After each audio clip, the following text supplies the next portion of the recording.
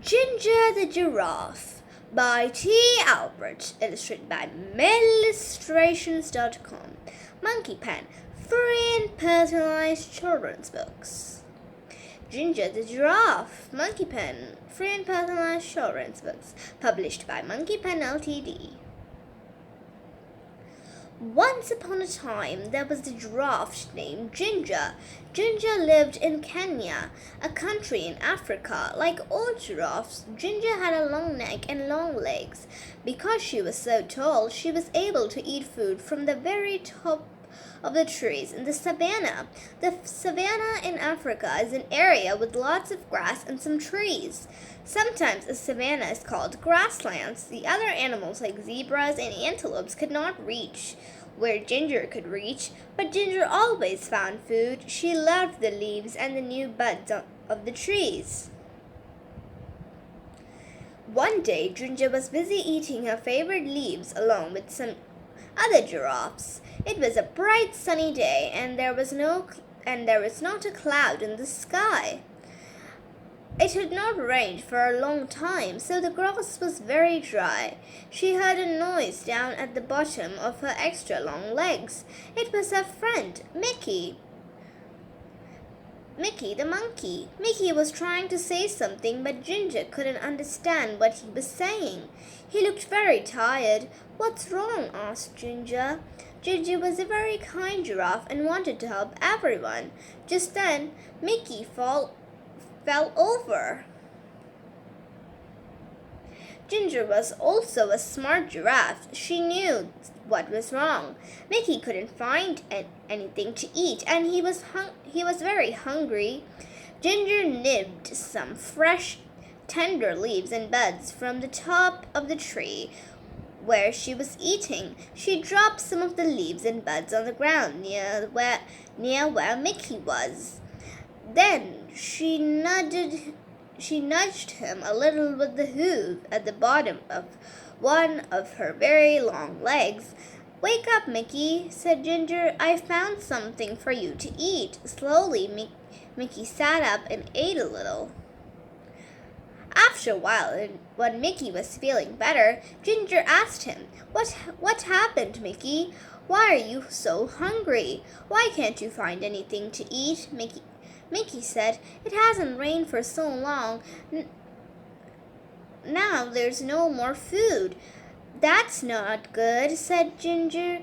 "What's happening with the other animals?" "No one knows what to do," answered Mickey. "All the zebras and the antelopes and the elephants are getting worried about the dry grass.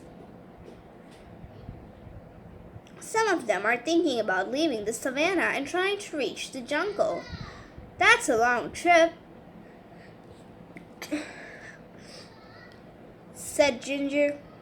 Are you going to go with them?" "I don't know," answered Mickey. "What do you think we should do?" Ginger thought for a while, and then suddenly she had a good idea. "We should go talk to Leo the lion. He is the smartest animal in the savannah." Mickey was too tired to walk, so Ginger invited him to ride on her back.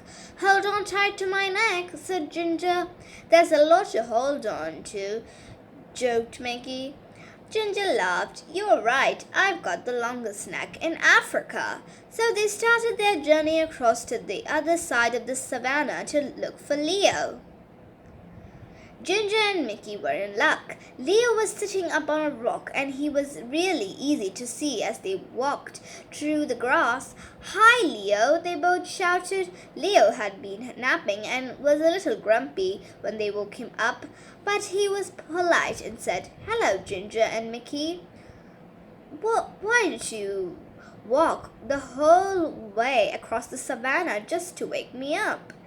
But he was joking. He had a smile on his face. Mickey says that there is no food left on the savannah because it's been so dry, said Ginger. "Do you have any ideas?" Leo thought for a while. He said,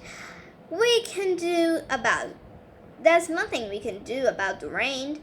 It will come soon, but we can't be sure when it will arrive. When the rain comes at the and all the plants will grow again, and there will be lots of food for everybody. He thought a little longer. The only thing I can think of is for everyone to move closer to the forest. He continued. There will be more things to eat there, but I know it's a long trip, and it will not be very easy. It might take days to get there.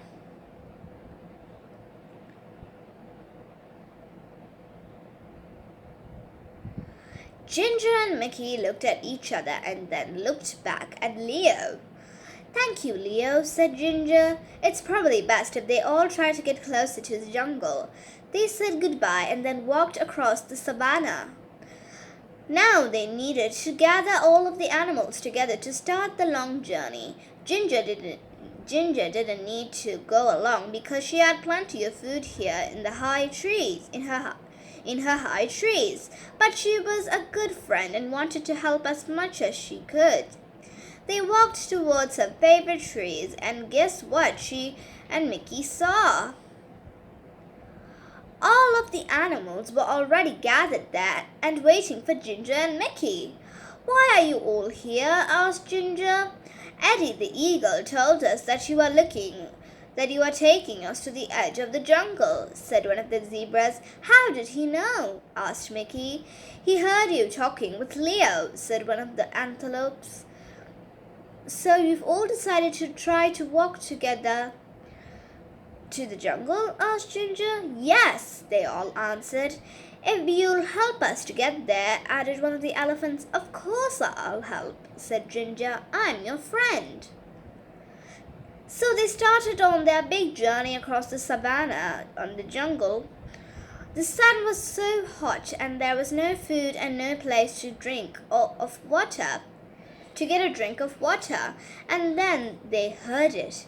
It was thunder. Thunder, they all shouted. Thunder was very scary to the animals of the savannah. Can you guess why? Fire! Sometimes the lightning hits the dry grass and the whole savannah catches fire. Then everyone has to run. And that is exactly what happened. Fire! They shouted. They could smell it, and now they could see it. The fire was coming towards them. Ginger had to think fast because she was so tall she could see farther than any of the other animals. She stretched her long neck up as far as she could. Now she could see a place where there was no fire. Quick, she said. Everyone run this way. All of the animals followed her and ran as fast as they could. Soon they were out of danger. They stopped and gathered together one more time. Is everyone here? Ginger asked. She wanted to make sure they were all safe. All the animals looked around. They were all there. And then the most wonderful thing happened. I felt a drop, said a zebra. Me too, said an antelope. It was rain. Finally, everyone was very happy. It started to rain a little more, and then a little more. The rain put out the fire so they didn't have to run, and the rain filled their watering holes and made the plants grow again, so they didn't have to make that long trip to the edge of the jungle. Everyone would soon have enough food and water. So Ginger the giraffe went back to her favorite tree and continued to munch on the leaves and buds. Your storybook, a book specially made with you as main hero and heroine. Discover more personalized children's gifts by www.monkeypen.com. Monkeypen, free and personalized children's books. Ginger the Giraffe, published by Monkeypen. Monkeypen.